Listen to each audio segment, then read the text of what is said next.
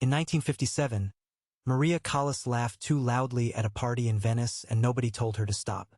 Nobody dared. She was the most dangerous voice in opera, the woman who had redrawn what the human throat was capable of, and she moved through every room as if the room had been built for her to move through. She argued. She refused. She sent food back. She was specific, difficult, and completely alive. 11 years later, Aristotle Onassis married Jackie Kennedy. And a journalist in Paris sat across from a woman named Maria Callas and asked about her future. Maria Callas said she was waiting to see what life would bring. The woman who had fought her way from a New York tenement to La Scala, who had never waited for anything, who had only ever taken, was now waiting. Same woman. Same name. The original was gone. What Aristotle Onassis did to Maria Callas was not abandonment. Abandonment is something that happens at the end.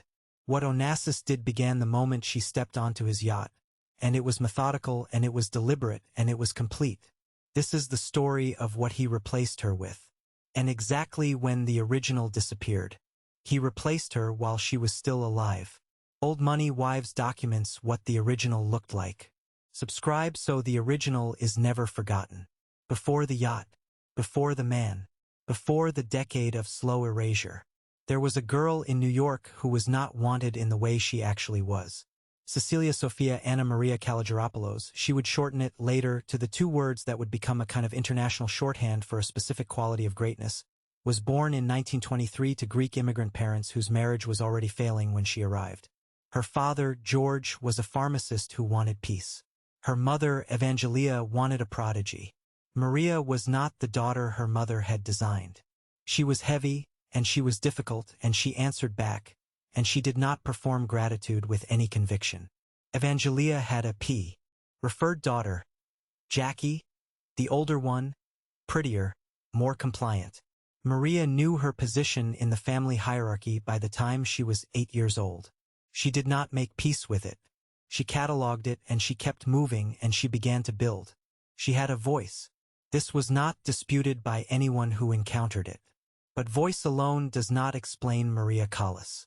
Plenty of voices have come and gone. What made her something different was the specific quality of intelligence she brought to the instrument, an understanding that the voice was not a thing to be displayed but a thing to be used, the way a surgeon uses a scalpel, with precision and with full knowledge of what the cut would cost. When she was 13, her mother sent her to Athens. Not as a gift. As a decision, Evangelia had identified a talent she could leverage, and she leveraged it. Maria left New York with a suitcase and without ceremony and arrived in a city that was, within 2 years, under German occupation. She studied with a vocal teacher named Maria Travella, and then with the woman who would shape everything, Elvira de Hidalgo, the legendary Spanish soprano who immediately recognized that what she had in front of her was not a talented student but a force that needed direction rather than creation. De Hidalgo would later describe the young Maria arriving for lessons before 7 in the morning and leaving after dark, working through scores at the keyboard until her hands were unreliable. This was not imposed discipline. Maria was not working hard because someone had told her to work hard. She was working hard because the work was the answer to the specific question her mother's favoritism had planted in her. Whether she was worth anything when stripped of compliance. She was building the answer measure by measure in a foreign city during a war without enough to eat. By the time she appeared at the Arena di Verona in 1947, her international debut, something was already complete. Conductors who worked with her in that period describe a quality they struggled to name. Not technique, though the technique was extraordinary. Not emotional power, though the emotion was visceral. It was something prior to both, a quality of certainty. She stood on the stage as if the question of whether she belonged there had been settled long ago and was no longer worth anyone's time. Tullio Serafin, one of the defining conductors of the 20th century, a man who had worked with Caruso and Poncel and Ruffo, said publicly that in 40 years of conducting opera, he had never encountered a singer who understood drama the way Maria Callas understood drama. He was specific about what he meant. He did not mean acting ability. He meant that she grasped, at some fundamental level, that opera was not music with a story attached. It was the story told through the music, that every phrase was a human decision under pressure, that every silence was a choice, that the voice was the instrument through which characters destroyed themselves and each other and occasionally survived. She did not perform this understanding. She possessed it. There is a difference, and anyone who has worked in music knows it immediately. She also, in ways that made certain men deeply uncomfortable, refused to behave as if her opinions were provisional. She canceled performances when her voice was not right, not as petulance, but as professional judgment. The press labeled this temperament, which is the word that gets used when a woman exercises the same standards a man in her position would exercise without comment. In January 1958, she walked off the stage at the Rome Opera after the first act of Norma. The Italian president was in the audience. The press reacted as if she had committed a crime. She did not apologize. She had given Rome her voice for 10 years.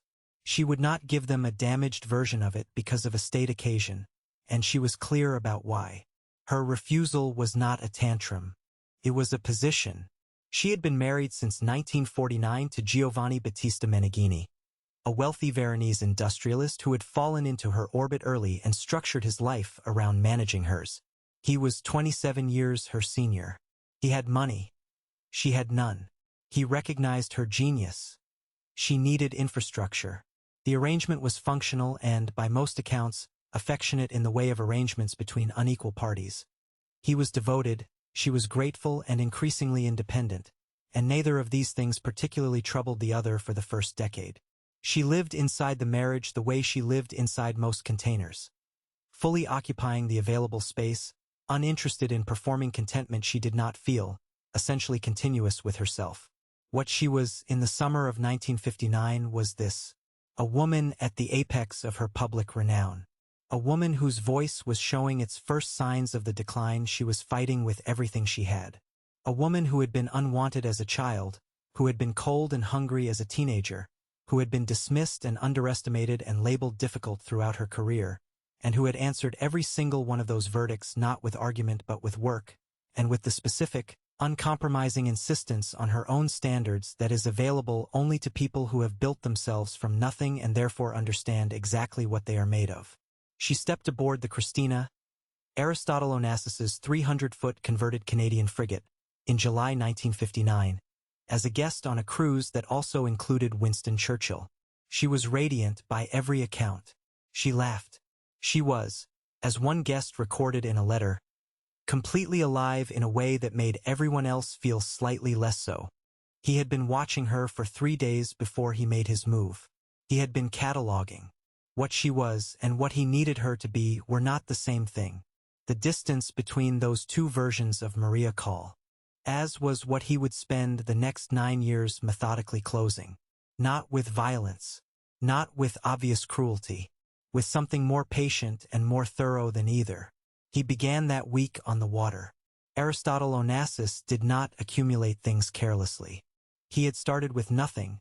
Born in Smyrna in 1906, his family displaced and ruined during the catastrophic Greek-Turkish population exchange of the early 1920s. He had arrived in Buenos Aires at 17 with $60 and built, from that point, one of the great private fortunes of the 20th century. Tankers, oil contracts, a private airline, a casino, an island. He was not a man who acquired things by accident. Every acquisition, every ship, every contract, every relationship was the result of a specific assessment of what it would give him and what it would cost. By 1959, he had everything that money directly purchased. What he needed now was something money purchased indirectly. Standing. Legitimacy in the specific register of European and international social power that did not automatically respect wealth. The rooms Onassis wanted to enter effortlessly, the rooms where old names sat beside new money and old money ignored new money entirely. Those rooms required a different currency. They required a woman who was herself a kind of institution. Maria Callas was the most famous woman in opera in the world. Not famous in the minor celebrity sense. Famous in the way that crosses language barriers and cultural borders, the kind of fame that makes strangers feel they know what a person is before they have met her. Her name opened rooms he could not open with money alone. Her presence at his table transformed what his table meant. She was also, and this was the second part of his calculation, more vulnerable than she appeared. The ferocity was real. The refusals were real. But underneath the armor that a decade of professional warfare had built, underneath the woman who sent food back and wall, kept off stages and didn't apologize, there was someone who had been told repeatedly in her most formative years that she was the wrong kind of daughter, that she was too much and not enough simultaneously, that the love available to her was conditional on performance. Onassis read this quickly. He was exceptional at reading it. It was, in fact, one of the primary instruments he used throughout his life, identifying the specific wound in a person and presenting himself as its cure. What he offered Maria Callas in those first weeks on the Christina was something she had never been reliably offered before. The experience of being wanted not for the voice, not for the achievement, not for what she could produce, but for herself. He paid attention to her in the specific, focused way of a man who has decided you are the most important thing in his field of vision. He was funny. He was direct. He told her things about herself that were true and that no one had said to her in the particular way he said them. She was 45 years old. She had worked since she was 13. She had been managed and praised and attacked and celebrated and villainized, and she had answered all of it with work. No one had ever simply wanted her, or so it felt. He did not want another woman. He wanted this woman remade. That is a different kind of destruction entirely. The substitute he required was detailed. She would be elegant. This needed only amplification. She was already exquisitely so. She would be quiet. This needed excavation, because silence was not in the original's design. She would orient herself around his calendar, his guests, his geography, his requirements. She would detach from the work. Not immediately, not obviously, but incrementally, until the work was something she did occasionally and with his permission rather than something that structured her entire existence. The work made her not his. It gave her an authority that was independent of him. An audience, T looked at her and not at him, a world that preceded him and would survive him. The substitute he was designing had no room for any of that. He knew the lever. He had found it in the first week. She was a woman who had spent 30 years building herself in opposition to the verdict that she was unwanted. What he offered, the specific thing that made the first replacement possible, was the suggestion that the verdict had been wrong, that she was, with him, wanted entirely, that she could stop building, that she could rest. It was not true. He was not offering rest. He was offering the conditions under which the replacement could begin. She believed him anyway. The first step was simply, come back on the boat. She came back. Meneghini was waiting in Verona. She called him with news that ended the marriage. The replacement had begun. The Christina sailed on, and Maria Callas was aboard it, and the world's press photographed her at the railing looking like what she was. A woman who had just made a decision she believed was the first free one of her life. She had not understood yet what the freedom was going to cost. The first removal was not visible as a removal, presented itself as love. What was removed first was the voice, not the physical instrument, not yet, but the voice as authority. The specific quality of the original that had defined her publicly and professionally. Her absolute sovereignty over her own artistic decisions. The willingness to cancel, to refuse, to walk off stages, to hold her own standards above every other consideration. This was not mere professional principle. This was constitutive. It was the thing she had built her identity on, that her judgment about her own work was not negotiable. Onassis found this quality inconvenient in a precise way that he understood and she did not, at first, recognize. Her artistic authority generated attention that was hers and not his. When she walked off a stage, the story was about Maria Callas. When she fought with management, the story was about Maria Callas. When she made decisions about her voice, the conversation was between her and the music, and he was not in that conversation. He found the opera world tedious, the intensity, the politics, the sheer amount of her interior life it required, and he made no effort to conceal this. He did not forbid her from performing. He was too intelligent for that. Instead, he communicated his relief when she canceled. He found other things for them to do when she had rehearsals. He made sure she understood, without being told explicitly, that her professional commitments were inconveniences to the life they were building together, that every week she spent in Milan or London or New York was a week taken from something more important. This is the part that took me longest to understand. He did not want her gone. He wanted her remade. That is a specific kind of violence that leaves no obvious mark. The first removal seemed small. She missed some rehearsals. She canceled a recording session. She arrived at a production underprepared in ways she would never previously have permitted. Reading it now, knowing what accumulated on top of it, the first removal was the architecture of everything that followed. What replaced the voice as authority was a new habit, explaining herself to him, justifying her schedule, abbreviating commitments. She began to use language in interviews that the original would have found unrecognizable. She spoke of reassessing, of wondering whether the stage was still where she was meant to be, of perhaps needing to think about the future differently. These were not her words. They were the first words of the woman being built to replace her. The original retreated one step. The substitute stepped into the space she left. What had been hers, her own absolute authority over her own work, was now his to approve or deny. That exchange happened once. And then it happened again. And the next time it was easier because the previous removal had already changed the boundaries of what felt possible. What he installed first was her time, specifically the replacement of her professional calendar with his. The original Maria Callas had lived by the demands of the instrument. Preparation was not optional and was not abbreviated. The voice requires continuous maintenance that other instruments do not. Months of consistent daily work, the specific physical conditioning of the breath and the musculature, the mental discipline of learning and holding complex scores. She had known this since she was 13. She had never compromised it. What the first installation required was that she be present for his calendar instead. The Christina's voyages moved according to his requirements. His dinners in Monte Carlo, his business in Buenos Aires, his social obligations in London and Athens and Montevideo. These now structured her year. There were weeks she should have been in rehearsal that she spent on the water. There were months of vocal preparation replaced by months of elegant attendance at events that required nothing of her voice but required everything of her presence.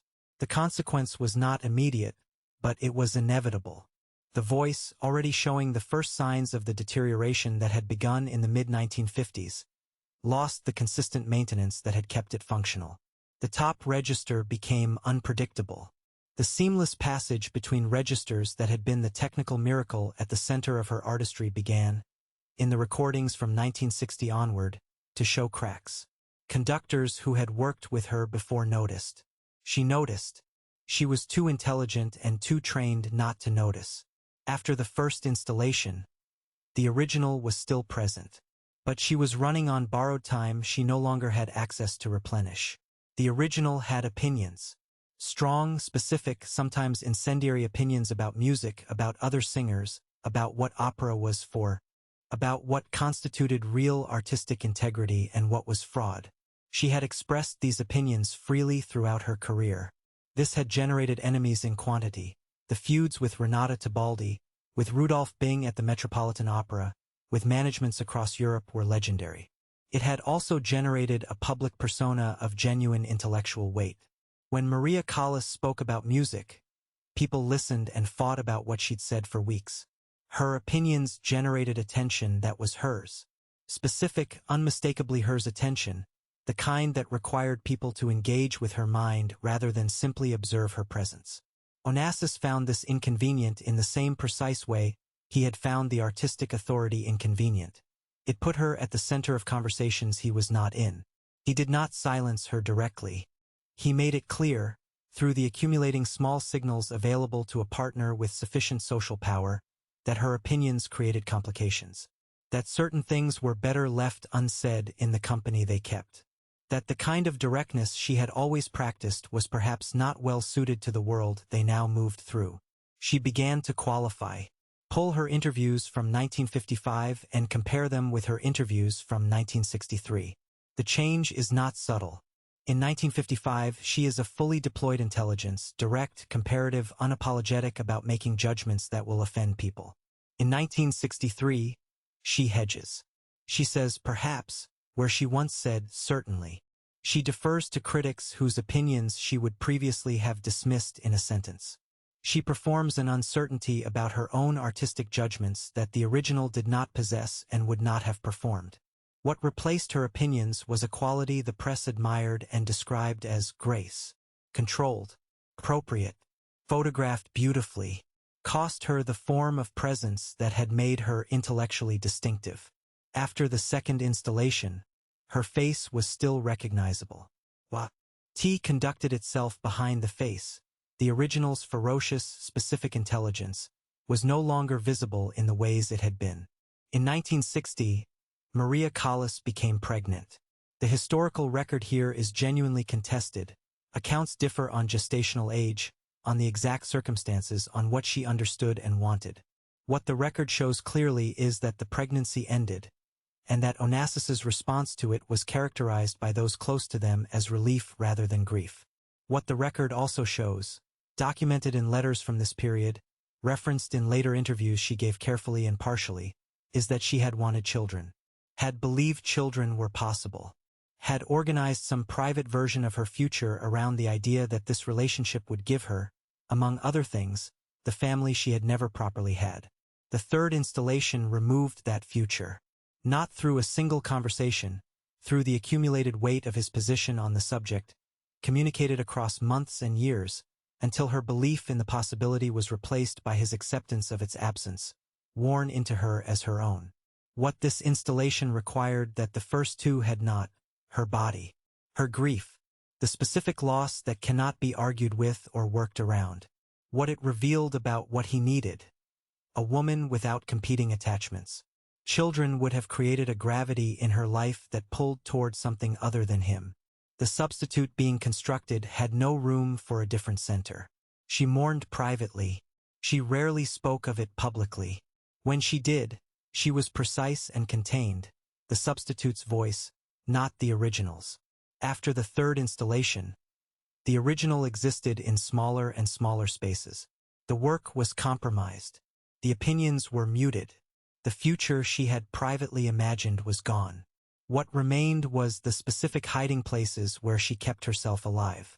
He wanted her to stop, not reduce, not recalibrate, stop performing entirely, retire from the stage and become, without remainder, what the substitute required: a woman whose identity was constructed entirely around her relationship to him. A woman who had been something before him and had chosen, publicly, to give it up. This was the installation that would have completed the substitute. A retired Maria Callas was a Maria Callas who had endorsed her own replacement. She refused. It is necessary to understand what this refusal cost her before judging how she managed it. When she refused, he did not rage. He withdrew. He became colder, more absent, less focused on her. He was seen with other women with less discretion than he had previously maintained. He made her understand, through the specific fluency in emotional withdrawal that controlling partners develop, that her refusal had been noted, and that it would continue to be noted, and that the version of him that had looked at her as if she were the most important thing in the room was contingent on her completing the installation he had designed. She held the refusal. The stage was the last room that belonged entirely to her. She was not going to surrender it, but holding it came at a specific cost. She could no longer perform without carrying his disapproval into the preparation. The stage had been, before Onassis, a place of complete authority. It was now a place she occupied in defiance of his wishes, which is a different posture entirely, and one that the voice and the artistry reflect. Defiance and authority are not the same thing. Defiance is reactive. Authority is self-generated. She still sang. She no longer sang from the same place. The substitute was nearly complete. What remained of the original could be counted. He was counting it. The original did not disappear without resistance. She hid, and the hiding places are as specific and documented as the installations. For the first years of the Onassis period, the act of performance itself remained a space the substitute Uda could not fully reach. On stage, specifically in the private work of preparation, in the hours alone with a score, in the act of singing before an audience, something of the original survived intact. Recordings from 1961 and 1962 carry it. The Cherubini Media at La Scala in 1961. documented in contemporaneous reviews that describe an audience that sat in silence for a full minute after the curtain before beginning to applaud, carries a quality that the photographed Callas of the Onassis years does not carry. Carries the ferocity, the sense that she was not interpreting a character but inhabiting a woman who had lost everything and was deciding what to do about it. She accessed this hiding place in preparation, in the specific privacy of a singer working alone with a score, where no one else's requirements could enter. This was where the original kept itself between performances, in the discipline of musical thought, which was hers in a way that nothing else in her life remained entirely hers. Cost her to go there. She returned from each engagement to a partner who had been present at none of it, who treated the work as the inconvenience it had always been to him and made sure she felt the temperature drop that followed each commitment he had not wanted her to keep. She went anyway. Every time she went anyway. This was the original surface breathing. The first hiding place closed slowly, as the voice declined. By the mid-1960s, the stage had become a place of exposure, the unreliable top register, the widening cracks in the passage between registers, the loss of the specific bloom that had made her instrument unmistakable. She was too honest and too trained to pretend otherwise. Performing now meant performing with the damage visible, and the stage shifted from hiding place to vulnerability. She moved inward, to the second hiding place. People who had known the original before any of it. A small number of them remained accessible. The conductor Nico, La Rescigno, who had known her since the early American career. A handful of colleagues from the La Scala years of the early 1950s. In their company, in specific rooms, in specific conversations, something of the original periodically surfaced. She laughed the way she had laughed before. She argued about music the way she had argued in rehearsals. She was direct and funny and difficult in the particular way she had always been difficult, and the people in those rooms recognized her in a way that people who had met her only in the Onassis years did not. The second hiding place was smaller than the first. She fit herself into it anyway, carefully, in the specific hours when the substitute was not required. He found the last significant one not by searching for it, but by publicly destroying it. The original had always carried underneath everything. Underneath the decline of the voice, the muted opinions, the cancelled future with children, the defiance of holding the one refusal that held. A belief. A specific, privately maintained belief that what she had survived had not been the whole story. That the work was not over. That she was not entirely defined yet by what this relationship had cost her. That some version of the future was still hers to compose. In October 1968, Aristotle Onassis married Jacqueline Kennedy. The world's press covered it with the specific quality of attention reserved for events that feel like statements. And it was a statement. Jackie Kennedy was everything the substitute Maria Callas had been rebuilt to approximate. The stillness, the elegance, the ornamental presence, the identity constructed entirely around proximity to significant men. Except that Jackie Kennedy arrived with these qualities pre-installed, without requiring any reconstruction. She was the substitute without the excavation costs. She was the emblem without the complication of an original that still occasionally surfaced. When Onassis chose Jackie Kennedy, he was not simply leaving Maria Callas. He was communicating publicly with maximum legibility that the substitute Maria Callas had spent 9 years becoming was still not adequate.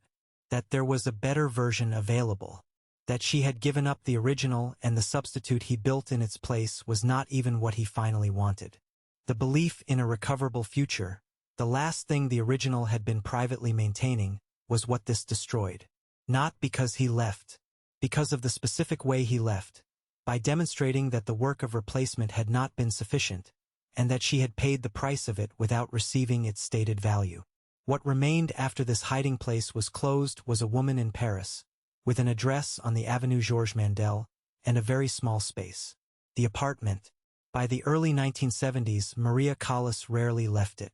She agreed to a concert tour in 1973 and 1974, with the tenor Giuseppe Di Stefano, a partnership that had produced extraordinary recordings in the early 1950s. The tour was not a success in the way her earlier career had been a success. The voice was not what it had been. Critics were, in some cities, unkind. She continued the tour anyway, through 30 cities across Europe and America, singing in a voice that carried, even in its damaged state, something the critics who were unkind about its technical condition somehow still described. A quality of absolute intention. The sense that every phrase was a decision, even when the instrument that delivered it was no longer equal to the decision being made. It was the original in the last room she had. Small. Barely livable. She was in it anyway. She returned to Paris after the tour. She gave a small number of interviews over the following years. In them, in specific moments when the subject turned to music and the guard came down, the original surfaced. A sentence here, a directness there. A flash of the specific intelligence that had been muted for 15 years. They're the last hiding place survived completely to the end is not something the record answers definitively. What the record shows is that she was alone in that apartment and that she played recordings, her own recordings from the 1950s, the period before the first installation, repeatedly in the months before she died. She was listening to the original. In the last room. The exact moment was not when he left. It was not when he married Jackie Kennedy, though that was when the last significant hiding place was destroyed. It was not the first cancelled rehearsal or the first muted opinion, or the first time she explained her schedule to a man as if his approval were required. The exact moment the original disappeared was documented in a French magazine interview, 1969. She had not performed opera in years. The voice that had changed the form, the voice that Seraphin said he would never hear again, that de Hidalgo said was the completion of everything she had spent her life teaching, was gone in any professional sense. The journalist asked about her future, what she planned, what she was working toward. Maria Callas said she was waiting to see what life would bring. Read that sentence against the record of who she had been, and it lands like a diagnosis. The original Maria Callas had never waited for anything. The original had been sent at 13 to a foreign country, and had not waited for comfort or safety or recognition. She had worked in a cold room during a German occupation and not waited for better conditions. She had debuted at Verona and built an international career through ferocity and refusal and an absolute insistence on her own standards. And she had not waited for the world to tell her she was ready. She did not wait. She made. She decided. She moved. The woman who said she was waiting to see what life would bring was not the original. The substitute was fully assembled. And now that he had left, now that the purpose the substitute had been instructed to serve had been abandoned, what remained was not the original. The original had been too thoroughly removed to simply return when the man who had removed her was gone. What remained was the substitute, alone in Paris with nothing to be a substitute for. Now the cold open carries its full weight. The woman in Venice in 1957. Laughing too loudly, arguing with conductors, sending food back, refusing every condition that didn't serve her. Every specific detail of that description was the original in full possession of herself. She had built each of those qualities. The laugh was not affectation. It was the laugh of someone who had survived enough to feel genuine joy and saw no reason to manage its volume. The arguments were not temperament. They were the expression of a mind that had spent 20 years developing expertise and was not about to defer to lesser versions of it. The refusals were not arrogance. They were the specific self-possession of someone who understood exactly what she was made of and was not going to let anyone degrade it for convenience. The woman in Paris in 1968. Measured sentences, appropriate smile, deflecting her own voice into past tense, orienting her future around what a man wanted. Every specific detail of that description was the substitute that had been built piece by piece across 9 years of patient, methodical replacement. The control was his design. The deference was his installation. The silence about what she was capable of was the consequence of having her opinions treated as complications for long enough that she had stopped offering them. The distance between those two descriptions, storm and monument, loud laugh and appropriate smile, making and waiting, that distance was the record of what Aristotle Onassis did to Maria Callas. Not in a single act. In a sequence of them, each one small enough to seem survivable, each one building on the previous one, until the structure was complete. The original was gone. The substitute stood in the light of 1968 and 1969, present and legible and entirely his design. He had moved on to a better version of the same design. And the substitute, the woman rebuilt in Maria Callas's body for a purpose that had been abandoned, sat in Paris and waited to see what life would bring. She died on September 16, 1977, 53 years old, alone in the apartment on the Avenue Georges Mandel. Cause of death, heart failure. She had been in declining health. She had been, in the 2 years before her death, almost entirely withdrawn from public life. No interviews, almost no public appearances. The small number of people she allowed to visit describing a woman who was very quiet, who played recordings, who had made the apartment into a specific kind of stillness. What the world received in the obituaries that followed was primarily the Onassis story. The yacht, the affair, the years of devotion, the abandonment, the marriage to Jackie Kennedy, the years of silence afterward. This was the frame most obituary writers reached for, the great love story that ended badly, the diva brought low, the voice silenced by grief. The opera career was referenced in this context, often in the specific tone of tragedy that positions achievement as prelude. She had such a voice, and then, as if the voice were the overture to the real story rather than the story itself. This is the substitute's obituary, not the original's.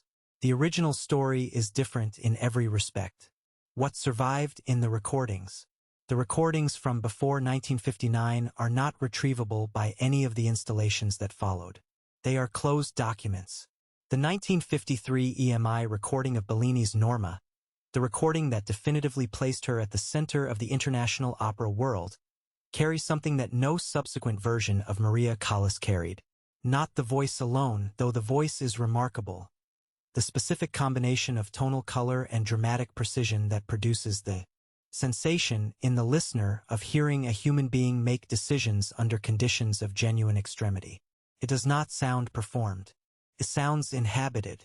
The 1955 Lucia di Lammermoor at La Scala. The 1957 recordings of La Sonnambula and Anna Bellina. These are documents of the original in possession of the full instrument, making the full use of it with complete authority over every choice. The substitute did not reach them. They will outlast everything. What survived in the people who knew her? Carlo Maria Giulini, who conducted her at La Scala in the early 1950s and was one of the great conductors of the 20th century, said in an interview late in his life that she was the most completely present human being I encountered in music. He was careful to explain what he meant. Not emotionally present in the superficial sense. Present in the deeper sense. Everything she was, fully deployed in the service of what she was doing. No part of her held back. No performance in the pejorative sense, no one watching herself perform. Complete. Her accompanist Gerald Moore, who worked with her on recordings in the 1950s, described a quality in rehearsal that he said he had encountered perhaps 3 times in his career. The sense that the music was not being reproduced but rediscovered, as if it were being sung for the first time by someone hearing it simultaneously for the first time. This is not a technical description. It is a description of the original specific relationship to music, the quality that Serafin had also tried to name, that de Hidalgo had seen in a 13-year-old girl arriving before 7 in the morning. It was always there. It was there before him. It survived him in the recordings. What the substitute's years cost the record. There is a gap in the discography, the years from 1960 onward, that is audible to anyone paying attention.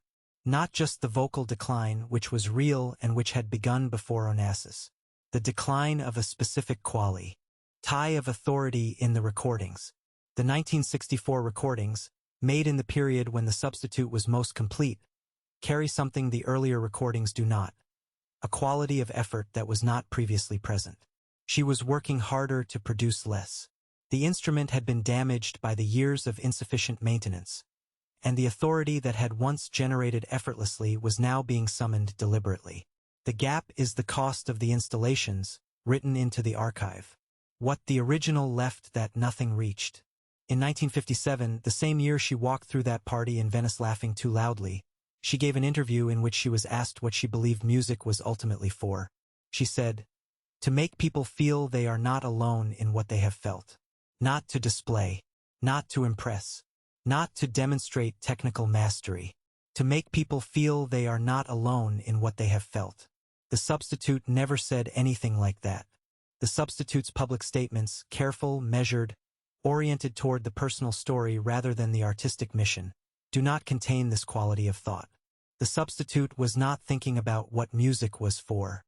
The substitute was managing a public presentation of grief and dignity and appropriate sorrow about things that had happened to her. The original was thinking about what music was for. The original had always been thinking about what music was for. It was why she had arrived at 7 in the morning and left after dark in a cold Athens room during a war. It was why she had walked off the stage in Rome with the Italian president in the audience. It was why she had refused the retirement Onassis wanted. The work was not incidental to who she was. It was the form through which she asked the question she had always been asking, whether the fact of her existence, her specific and difficult and uncompromising existence, meant something. Her answer, held across 30 years of work, was yes. That answer survived. Everything. It is in the recordings. It is in the accounts of people who worked alongside her before the replacements began. It is in the 1957 interview, in the specific sentence about what music is for, which reads entirely differently from the sentences around it. Reads as if someone had turned off the careful performance and simply said what was true. It was always hers. Not the substitutes. The original.